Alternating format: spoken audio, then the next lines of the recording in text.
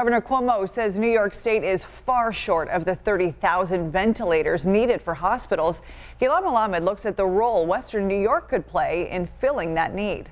The greatest critical need are ventilators. What happens when there are not enough ventilators for every patient who needs one? This more than 200-page document from the New York State Health Department aims to answer that. It's a guideline for how ventilators should be distributed during a pandemic. In it, this 4-tier triage chart. It's not necessarily the sickest patients who receive a ventilator. Blue patients are eliminated as being high risk. Reds are first priority, likely to recover with ventilators, unlikely without them.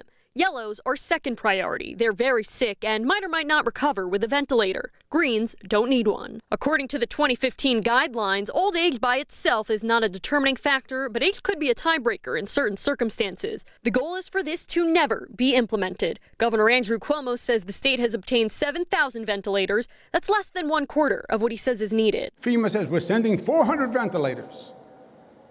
Really? What am I going to do with 400 ventilators when I need 30,000?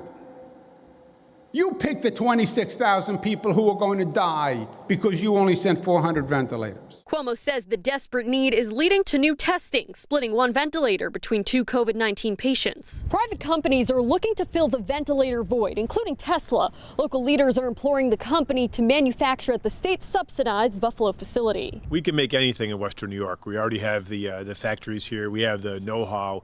It's really the idea is putting together all the pieces of the puzzle that go into assembling one ventilator unit. New York GOP Chairman Nick Langworthy is urging Tesla to do the same. With the state's coronavirus peak predicted to hit sooner than expected, Cuomo says the ventilators need to come within 14 days. The ventilator will make the difference between life and death, literally, for these people. Gilad Malamed, 7 Eyewitness News.